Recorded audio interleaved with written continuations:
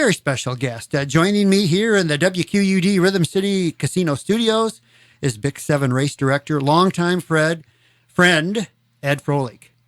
Hey, welcome, Ed. Let's see if I got you fired up there on the microphone. Can you hear okay? I can hear just fine. Well, should I say retiring a Big 7 race director? Are you really going to hang it up?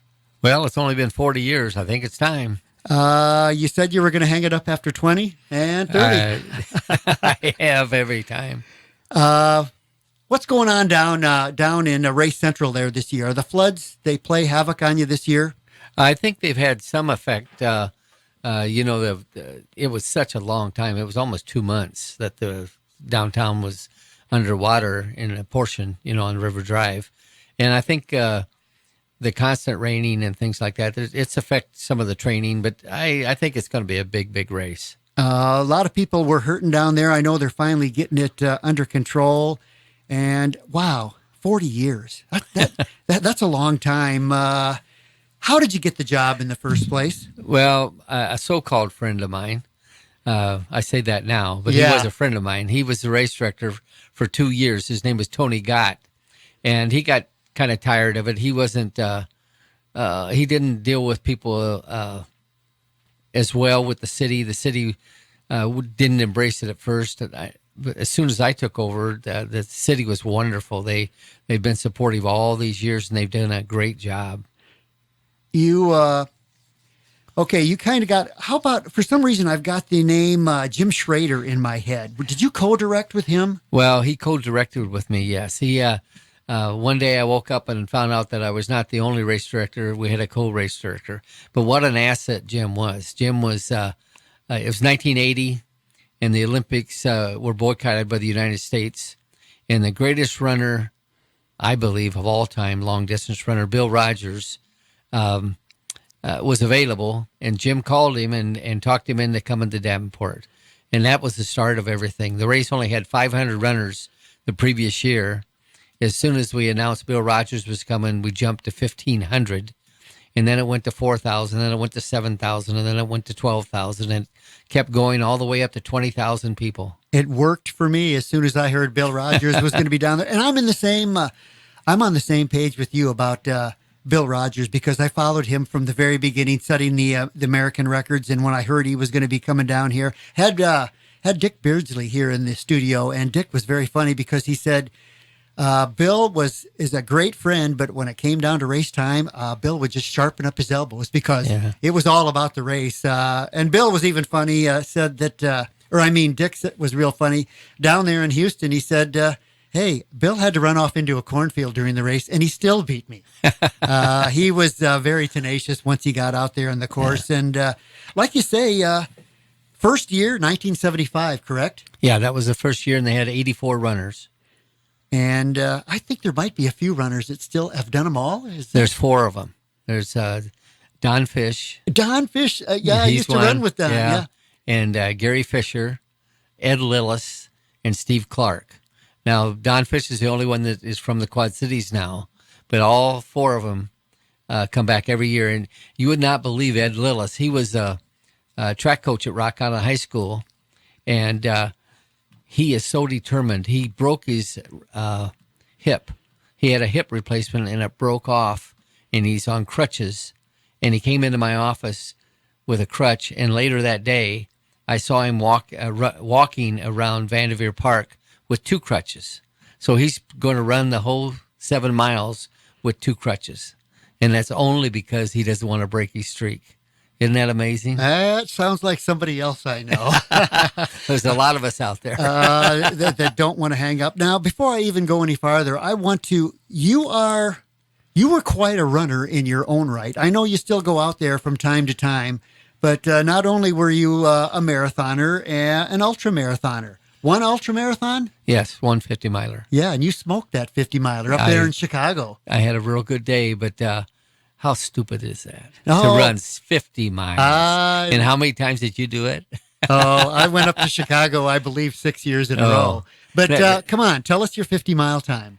Well, it was 6 hours and 40 minutes, which is exactly 400 minutes and I averaged 8 minutes a mile for 50 miles. Well, I averaged 7:04, and I was quite proud of that. But I know that you really blew the course away that day. You had a perfect day.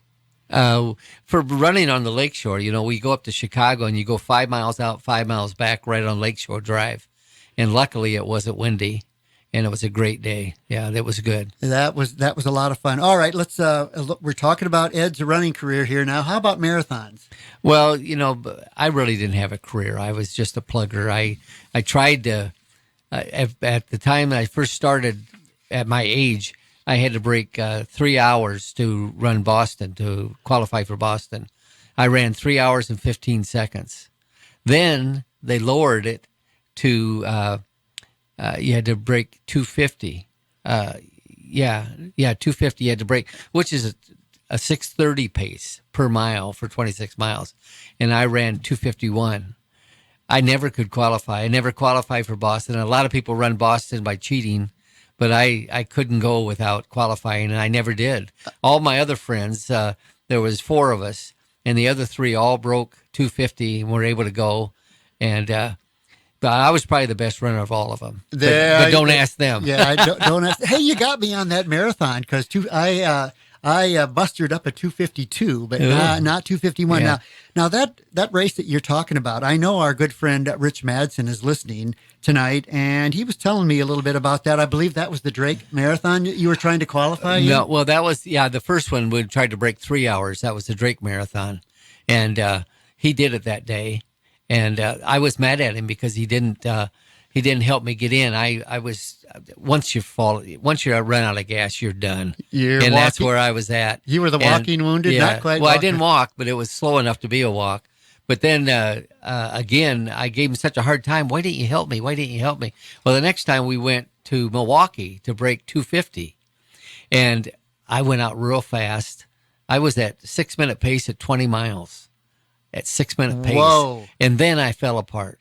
And I'm dragging myself in, and all of a sudden I see Rich. He's coming around me, and I go, "Oh, wait," because he felt bad. He felt bad because he ran by me at Drake, and this time he waited for me. He didn't break 250, and I didn't break 250. So I think he blames me for that. Oh, you used the put the money in the bank theory up there. When you go out fast, that never works, does it? It never did, and I never did run a good marathon. I ran some good times, but I always died. I always died at 22 miles, and but I kept rationalizing that if I got a big head start, by averaging 6 minutes for 20 miles, you got a big head start there. But once you run out of gas, you run out of gas, and you can want it all you want, but you're not going to get it. It's all over then. Rich was telling me he did some figuring, but it wasn't quite exactly right there in Drake. You had a little bit farther to go, or a little less time than he thought. Yeah. He squeaked it in, and you just didn't make it. So anyway, back to Bix. There's a lot of runners that like to be the first up that hill, and sometimes that doesn't work either. No, but the Bix is it's like running a marathon for the average runner, up and down hills for 7 miles, and if you hit it hard, it can be a marathon. It's pretty tough if you're used to just nothing, if you're only training on the flats. That's why I think those Bix at 6 really help a lot of people out. A lot of people go to those Bix at 6 runs. They do, yeah. And what do you think? Bix, biggest race in the Midwest? Oh, yeah, outside of the marathons. But what you got to realize is that we don't have the population to sustain those big numbers. You go to Chicago, and there's 4 or 5 million people. You go to Boulder, which is outside Denver. They have millions of people. So they can get those big numbers like 30, 40,000 people because they have such a large population. But we only have 350,000 people in the Quad Cities. And after 40 years, we've been through everybody. And it's pretty difficult to sustain that number. Well, like you say, going from 1,500 your first year to, what did it peak at? I think over 22,000. Yes. Yeah. And then we added the junior Bix. And we had 5,000 kids, 12 and under the first year we did it. And then we said that's too many people, so we limit it to 3,500 now. And what a great idea, bringing that junior Bix on, getting the youngsters involved there. Did you Did you become a race director just by the School of Hard Knocks, or did you have somebody take you under your wing a little bit and show you some ropes? No, it's trial and error. But I stuck around so long that I got to know everybody. And race directors, all they do is steal everybody else's ideas. So you go to different races, and if you see something you like, you do it.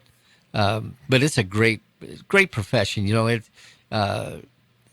If you take it seriously, you have the best race in the country. If you don't, then you don't. But if Boulder, that's the only race that I have been to, and I've been to all of them. Boulder is the only one that's done better than Bix. New York City Marathon, it's not as good as Bix. Chicago's good, but it's all flat. It's easy. So we have something in the Quad Cities that a lot of places don't have. Why did I forget? I know that the first years they went up Perry Street. Why did they switch over to Brady? Was it just the street size? The big thing was that they put the Davenport River Center on Perry Street. They took Perry Street out, but they didn't want me to go to Brady because that's a highway. Oh, you'll never get the state to let you do it, and we did it, and it was by far the best move because we only had 4,000 or 5,000 people running up Perry, but now we have 20,000 people, and we need that big street to go up.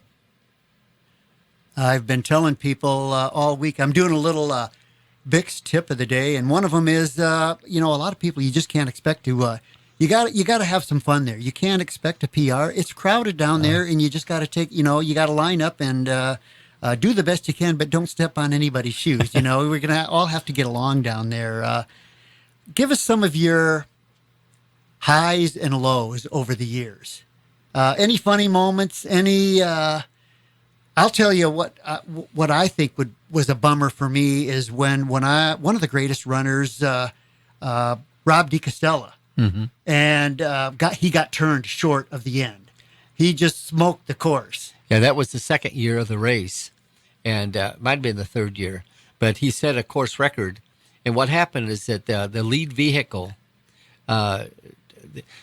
Where our turnaround is there's several little cut-throughs, and the lead vehicle always cuts through before the final turn, and they cut through, and the runners followed them, and we didn't hold back the runners and tell them to go on down to the final turnaround. That's why I got cut short. Yeah, and he would have still set a course record if he had done the whole thing, but. It happens, but we correct it. Yeah. And that's the only mistake we've ever made at the Bix is that one mistake. I won't let it happen again. But the organization that we have, we started out with maybe 15 different chairmen to head up maybe 100 volunteers. Now we have 115 different committees for 5,000 volunteers. And we fine tune everything. Once the job gets to be too big, then I break it up into 5 different committees, and everybody has a small job. And that way everybody wants to stay involved because they're not overworking themselves. We don't have any meetings. We do not meet at all. I find people that can do their job, make them buy in and do it right, and then I leave it up to them to make sure they do it right. 5,000 volunteers. Yeah, I came down and volunteered a few. I was on a couple of those committees and came down and helped. And actually, that can be a lot of fun too. But well, you've poured your heart and soul into it, and it really does show, especially when you see all those people helping. It does take an army. It does. It takes an army, but you have to have leadership in each committee that will buy in and not be satisfied with a so-so job. We want to be excellent, and by doing that, it's just a fine-tuned machine. And it's another example is of the finish line where we used to make everybody go through these chutes, and they had these pull tags on the numbers. And it was a great organization. Everybody took so much pride in it that I didn't go to the chip just because I thought everybody wanted to see that fine job at the finish, but it was killing people. They were standing there in the heat. So once we went to the chip, it took care of 2 different problems. Before, when you started the race, if you were way back in the pack, you might be 3 or 4 minutes behind right away because we had a running clock for your time. So say you break an hour or you run an hour, well, you might have run 5 minutes faster than that, but it showed up your finish time. With the chip, it doesn't start until you get to the starting line. It clicks on, and then it clicks off when you finish. So you really get an accurate count that way. That really does help. Technology, there's a good example of Yeah. it. Your wife, your beautiful wife, Sandy, incredible person, running this year for the 37th time, and she's outside sitting in the truck. She's not in the studio where she should be. I could set her up with a radio in here, but that's one of the funny moments of Bix. I'm adding it in here right now. Sandy, you're out there in that truck. Anyway, we used to go on some crazy training runs. I'm going to mention a couple of people. Carl Ungurian is still at it. He still is. I think he's vice president of He's the always club. been vice president Okay. of the. He was president for a portion of time, but I think he's 80 years old this year. But he's still going and going hard. Has a great passion for running, and he is the Corn Belt Running Club. He is another guy that I don't see very often. Last year, I did come down to the expo, and I'm going to come down this year just because of all the people that I get to see. I think Jeff Bassman's still involved. Jeff's in charge of all the volunteers. Always done that. And you and I both had a close friend, both shocked with his passing, Bill Barker. Yeah. Still feeling that one, but I remember. I got to tell you a story about Bill Barker. We were very competitive. He always beat me. I was a better runner. Here's this guy, this big guy, had all this muscle. He was a black belt in karate, but he was so excessive at everything he did. And we had this competition at Bix in the early years of Bix. I ran the Bix in 1978 and 79. I took over in 80. So the only two times I ran it was 78 and 79. Well, in 79, we had to beat each other. So we took off like a bat, ran the whole thing. I ran so fast that I finished the race in front of him, and then I passed out, and we had no medical. I fell down. I was totally out of it. They had to pick me up and walk me. Then I found out that Bill had quit after 2 miles. He was injured, or but he quit at 2 miles, and I ran the whole 7, never looked back to see if he was behind me, and kept going and going, and that's what I remember about Bill. As far as you knew, he was right on your heels. Oh, he was phenomenal. There's no way that he should have run as fast as he did. He broke 250 like 3 or 4 times, and he's this animal. He's a big guy, had muscle, man, and it was only determination. It was determination. I spent time in the mountains with him on 100 milers. Yeah. And to look at the guy, you really wouldn't think he was a runner. There's a lot of runners out there. You look at them, they don't look like runners, and they can. All right, best Bix time, Ed. 43:30. Oh, I finally found one that I got you. I broke 42 one Wow. year. So but I still didn't beat my brother. Same thing as you and Barker. My brother Tom still faster than me. Now, my job here with WQUD has allowed me to get a lot of people in here, interview some really cool people, meet some really cool people. I'm a little bit jealous of you. Over those 40 years, you've met everybody that's anybody that in racing, in running, all these elites. I was looking through the past winner list. I didn't realize that Ryan Hall. Ryan Hall won. That was an American championship, though. So we didn't have the Kenyans when he came, but he had a good race. And I think both records are held by Kenyans now. Is that John Career? Is that how you say it? Yeah, Corey? John Career won like 5 times. Yeah. And he was fast. But there's other John Careers. All the names are duplicated over in Kenya. Oh, okay. And so it could be several different people, but he won 5 times. If anybody's planning on setting the Bix record this year, I think it's 31:51. Yeah. And, well, for women, I think, is it Mary Katani has that record? Yeah. 30 Mary's not coming, but the person that came in second, she was only 2 seconds behind her that year she set it. They both set the record, and she'll be back this year. So, but don't ask me how to pronounce her name. Oh, yeah, oh boy, I get into that on doing some birthdays here, and all of a sudden I get to the name, and it's like, oh, here comes a butcher job on that. So Joan will be back. Joan will be back for her 34th race. Still a tough competitor. I got to tell you a story. Where in the paper we're running these memories. What's your favorite memory of the Big 7? That's right. Well, you listeners out there, you can check this out. Yeah. Do you know what it's in the inside page of the front page of the Quad City Times. It's favorite memories. But this one guy, he's only run Bix twice. And he was saying that his memory was that he was finishing the race going down Brady Street Hill, and he saw this woman with a little gray streaks in her hair, and he thought, how in the world could she run this pace? Because he was a fast runner. got down to the finish line, and he beat her by a second, and they announced that Joan Benoit Samuelson is now finishing. And he thought, my goodness, I'm running with one of the best runners in the world, and I get to do this at the Big Seven. And that's special that you get to rub shoulders with Rob DiCostella, Bill Rogers, Frank Shorter, Joseph Zhao, Mark Kerp, all these wonderful, wonderful people that were so fast, and they're still coming to Bix. And that's how you draw them in. Yeah. Who's taking over? Who's going to? Michelle Juring is going to take over for me. She's been in training for 3 years. She's young. She's 52, and That's young. She's enthusiastic, and she's going to do a really good job. She is going to get the training that you didn't get.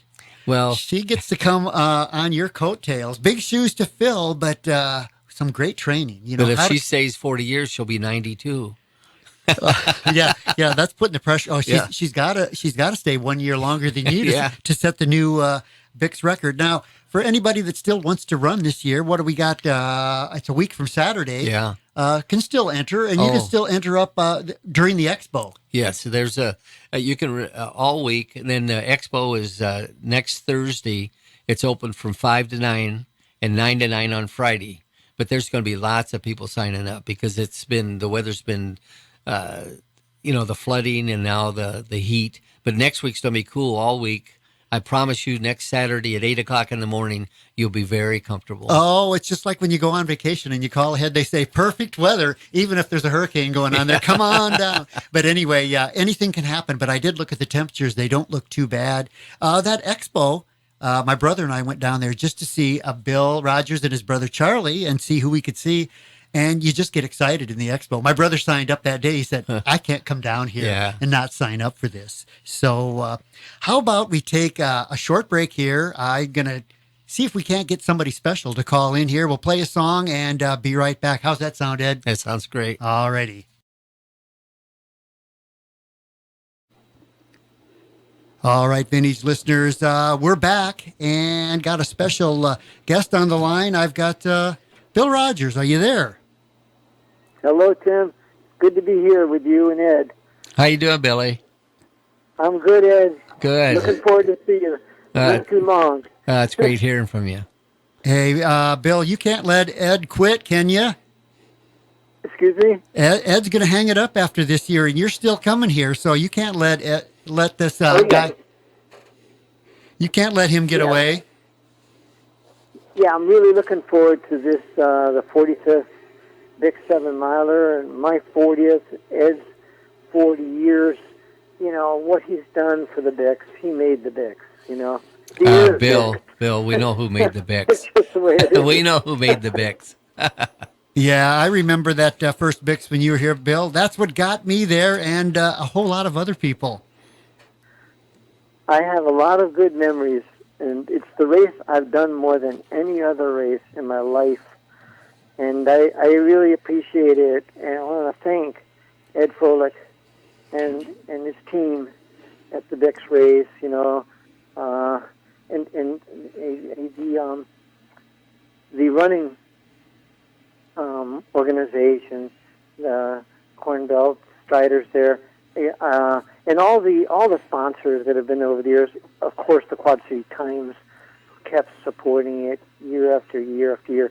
It's such a great race, but a great race is made that way by the leader, actually. That's the way it is. And it's true. I think I see this when I travel. There are certain races that stand way, way out. We have thousands and thousands of races, you know, in the U.S., but some, I call them the American Classics, and Ed Froehlich made the Bix an American Classic. Well, thanks, Billy. It's been quite a run. Have you been doing any races? Are you fit and ready to go, Bill? I'm trying. I'm 71 years old now, so I was a youngster of 31 in 1980 when I ran my first Bix. I just, you know, it's just that the Bix people and Ed were good enough to keep bringing me back. And I won those first 2 years there, and then I couldn't win it again. Well, Bill, over the years, just think out of 40 years, you had to be sick, you had to have injuries, but you always came.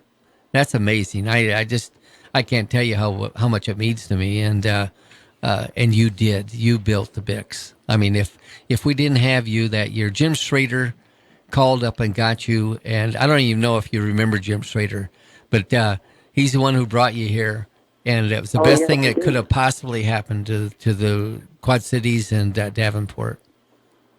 Yes. Yeah. I didn't know what I was getting into going up that Brady Street Hill. And then, of course, that's a pretty tough course. Yeah, it's a tough If you do course. the Bix, you're a for real runner. You really are. Or if you walk it, you're really pushing hard. You're getting really fit. But I think we all know, yes, there's the winners, and but in the race over the years, 45 years of Bix history, but just think of the thousands and thousands and thousands and 15,000 people every year. How many people change their lives by becoming runners or walkers? You've got the kids' races now. You've got the Brady Street sprints, the training runs. So you really changed everything. You're one of the forces of the running boom. And, I think you gave so much to Davenport and Iowa and American running. To me, that's very clear. But all of us runners, we love the Bix, but sometimes we are grinding our teeth on that course. Yeah, Bill, I really hated to see you get screwed out of those 80 Olympics, but the Quad Cities certainly scored that year. Yes, they saved me. Hey, Bill. They saved me, and it was such a. And I never, when I ran there that first year, it's a tough challenge. This Bix race. This is no ordinary road race. No. Down a flat little street. This is the hills of Iowa up above the Mississippi River. These are like mini mountains or something. They're tough. But I think the people of the area of Davenport, they rally behind this race, and you, Ed, and your team, and you all work together. It was some of the best of America. That's what I see, at the Bix race. Well, thank you. Ed kind of blew me away when he told me 5,000 volunteers. Wow, that's mega. Yeah, I think when you have a lot of fun at a race, yes, when you're running the race, sometimes you're yelling at the racetrack. But during the race, the people along the way, along the course, the families, the friends, and cheering each other as you go by. And my brother Charlie's run it. My family's been out there to see the race. My mom and dad. I know Joan Benoit Samuelson's parents came out when they gave us statues of us at the Quad City Times building near the finish line. But when you're running that race, it is powerful, and you have to do it to know it, I think. Well, Bill, you've been to all the big races in the country, but when when I first started out, I wasn't trying to get runners. I was trying to get spectators. We ran all kinds of programs to get people to come out and watch it, knowing that runners are just like all athletes. They want to perform in front of other people. So I felt if we got a lot of spectators, then we'd have a very successful race. You have to go to Chicago, Boston, or New York to find larger crowds at a road race. And here we have a 7-mile run with all the streets filled with people. But I still go back to you, Billy. If it wasn't for Bill Rogers, that never would have happened. Thank you kindly. Well, Thanks I tell everybody that you're the Arnold Palmer of running. It's just that we don't have any sponsor money. It's not a financial maker like golf is, but you're just every bit as big as Arnold Palmer. We all love the race. Yeah. And it doesn't matter who you are, if you're the first one or the last one or the middle one. And I think all your improvisations, Ed, made it fun. Like the way you have that runner chosen every year to see if he can beat the fastest runner. And this person can give a certain amount of money to the charitable group of his choice. These kinds of things, these ideas were so innovative. And the Brady Street sprints, which are just incredible, up that hill. It drops your jaw when you see it. And, every year I was telling friends I was telling my girlfriend Karen actually about the start, and it's such a. I mean, that guy who sings America. Oh, wow. And Jack the Carey. trumpeter, Yeah. and the motorcycle guys. You know, Yeah. a lot of them, some of them veterans. It's a very, it's very patriotic, in all the right ways. It's just incredible. I mean, I don't know. You can say a lot of good things, but you really can't say enough about the Bix. I don't think so. I've got to say something about Bill Rogers. I was looking through all the Bix records, and you have the record for the largest margin of victory in 1980 of a minute and 14 seconds. I actually played Don McLean's American Pie and Inagata Devita before the second place finisher showed up. Holy cow.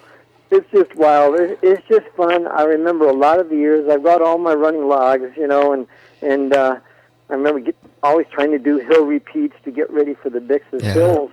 And but you mentioned your volunteers, and I see them at the kids' runs. I see them. You really involve your community, Ed, and that's, I don't know. You have a certain genius for it, and I don't know, explain it. Maybe you got to write some articles for the Quad City Times, about this, or a book. You got to do the Quad City Times book. Yeah, I had, you talked about the Quad City Times. We had this one publisher. They've had 11 publishers since I was there. And one year I came in, you know how excited I get and how I'm always worried about the numbers and worried about this and worried about that. And the publisher says, well, we're getting pretty tired of you. And I said, what? I said, you're getting tired of me. Well, if we don't get these people here, you're going to pay all the bills. I scared her to death. Yeah. It was funny. Well, I know. we've been talking about. Go They ahead. have been a great sponsor. They stood by They're the a great race. sponsor. Yeah. Yeah. And that's and it's just, I remember always next day you'd see all these great articles about the race. Yeah. And then there's the radio TV station going up Williamsby Hill. KWQC. Yes, and Tony Revis coming in, working with your longtime TV. Tom Cornelis. Don. Yeah. Yeah. Because they just do, every year I'm going up there, and by the time I get to that hill in the TV station, I look over there and I say, I'm already tired. Well, we've been telling everybody that it's not too late to sign up. And what I like about it is folks can come down to that expo, meet you, meet your brother Charlie, meet Joan, meet all these people. And if you're not signed up, you'll probably sign up if you stop into that expo because it just gets you excited about the race. I love going to the expo, meeting the runners, and me and Charlie, and seeing Mev there, and Joan Bryant-Samuelson, all the champions over the years. The list of champions that have run the Bix can match any race in America, anywhere. It's just incredible. Rob John DiCostello. Remember when he came, Bill? I think it was the third year that you were there. Rob DiCostello, and we messed up the course, and he lost the course record because he turned too early. It wasn't his fault; it was our fault. But you think Rob DiCostello, Joseph Zhao, Mark Kerp. Oh, Frank Shorter, all these. Well, Frank didn't win; you won it, but he was there a couple of times. But all the great athletes that have been there, just amazing. You can read the list of names. I certainly think that the Bixes do a book. You got to do. I don't know if you guys will wait till the 50th, but I think you've got so much history and. And I know a lot of people would like to get that book, family members, but I'm looking forward to run this year, and because it's 40 years, and there's no other race that comes close to that I've done. Yeah. So, thank you, Ed, and my congratulations for what you've done. I'm looking forward to seeing you again, man.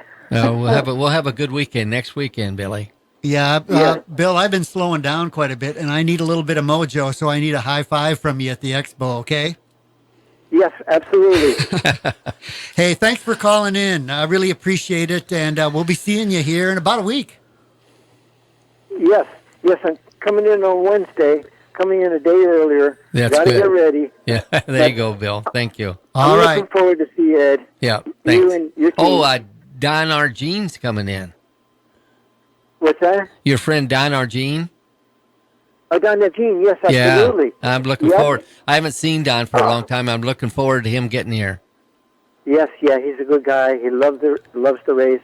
Been there, going there for a long time. He's Yeah. a 50-year runner as well. His family history is mind-boggling in the sport of track and field. His dad, or his grandpa, was a coach for Johnny Kelly, Oh, the great Boston Marathon all-time champion with 61 Boston Marathons. So Don is really connected to the sport. He loves the Bix, and we're all going to celebrate it. there you go. For sure. Thanks, Billy. Yeah, thanks a lot, Bill, and see you soon. Thank you a lot, Tim. We'll see you soon. See All you at the right. Bix. Go do some hill repeats. Yes, maybe a few. All right. Bye now. Thank you, Tim. Thank you, Ed. Thank you, Bill. Bye. All right, Ed. Always. That was special. That was special. Bill is special. Yeah. So is his brother, Charlie. He makes everybody, it doesn't matter if you run 15-minute pace, he makes you all feel like you're right there with him. He's just one of those guys. I remember the first time he won Boston, and I was just getting into running, and just for the heck of it, I've always been a letter writer. I wrote him a letter. He hand wrote me a letter back. I've still got it. Could I you just read have it? to hunt it up. Yeah, I could read it back then. I might not be able to now. Offering me advice. Now, who would do that? Yeah. You know, they have a connection here because when they come in every year, Billy and Charlie, they go to Monmouth to the grave site of a relative. They had people from Monmouth, Illinois, and they go up there every year. had no idea. Yeah. So, he spends some time here. He probably bugs out maybe on Sunday. So he spends a few days here. Yeah. So I know he's got quite a schedule when he gets in here, different appearances and things. But anybody who wants to meet one of the nicest guys and one of the all-time, I still say the greatest marathoner, the toughest competitor out there, come on out. He made, what did he say, 70? He's 71. 71 Yeah. now. But he'll probably bring some of his books to sign a book for you. I've read all of his books. Fantastic reading his books. So it's always good to talk to Bill. I'm glad he had us worried, though. He didn't answer the phone the first time. Yeah. But anyway, a couple other things here before you go, Ed. Let's see here. What are you going to do? Got future plans? You going to hang around here and help out? Well, I was a State Farm agent for 37 years. I retired 7 years ago, and I kept doing this now for 40 years. So I put my time in. Yeah. I'm going to take it easy. You gonna do any traveling? We travel a lot. Oh, So do you? We enjoy it. How about it? I hadn't seen you. I kind of dropped out of sight for about 40 years, and now I got you in the studio. How cool is that? I came down to get something signed for a friend here in Erie from Bill Rogers, and ran into all my old friends. So I'll be down at the expo again. You people that are listening out here, hey, sign up for the Bix. You will never regret it. Trust me on that one. And you can say, I was there on Ed's last year. Anything else you want to add, Ed? No, I encourage everybody to be part of this. You can make memories out of the Big 7. It's life-changing.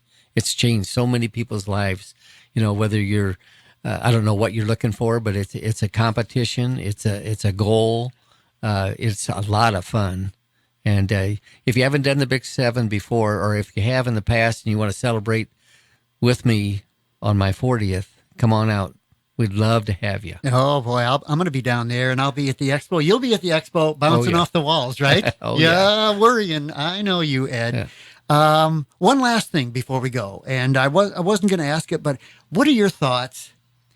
Do you drug test at the Bix? Do you have to? I just wonder what you thought about, after the big Lance Armstrong thing, and how tempting that would be for elite runners. Do you think there's a real problem in the sport or not? Well, I used to be really active in the sport, and I would know better then. Now I don't know, but we drug test every American championship that we do. That's one of the qualifications of doing it. But normally we don't. Some races do. It's very expensive, but I don't know. I know Meb was wonderful. Meb would never ever do anything like that, and he had to beat these guys that do dope. Yeah. And it makes a big advantage. I remember that even way back, Frank Shorter won the Olympic gold medal in 1972. Came back in 1976, he came in second.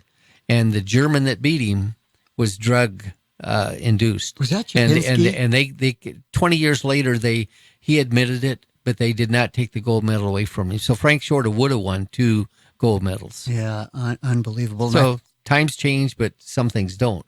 I think the future of the sport is still bright. Oh yeah, especially for the Bics. Yeah. So, well, I hope so. I hope there's another resurgence of the boom. It was great, but young people aren't running as much now as they did when we were hungry. You're right. We got out of high school and we kept running, and but everybody's aging out. The running boom, those people are in 60s and 70s now, and no people to replace them. So it's the marathons are still doing great. They have, that Chicago, New York, they bring in 10,000 foreign athletes every year. Yeah, there's just a long list of people that want to run New York, Chicago, and Boston. And so they'll always do well. But the other road races, the smaller races in the smaller communities, it's very hard to keep the numbers up with the lack of population. You're right about the aging boom, because I used to run every single race. I don't care if it was 2 on the weekend, and now it's hobble around the track for that extra donut or that beer or that beer I'm going to have on Friday. But I'll never stop running if I don't have to. But yeah, it's tempting to go down there and just get in with the crowd, because really the excitement of it is something else. Yeah. So I really have to thank you for coming in. This is your busy time of year, and you're a week out, and you and your wife came out here to little old Erie. You just wanted to see that water tower that we're working on out here. Yeah. I can't thank you enough for stopping in here. Really appreciate it, Ed. And I'll be seeing you at the expo. Any final words? Keep running. Keep on running. Yeah. All right, folks, I'm going to turn on a song here. Going to maybe snap a couple of pictures here in the studio. Thanks again, Ed. You're welcome, Tim. Thank you.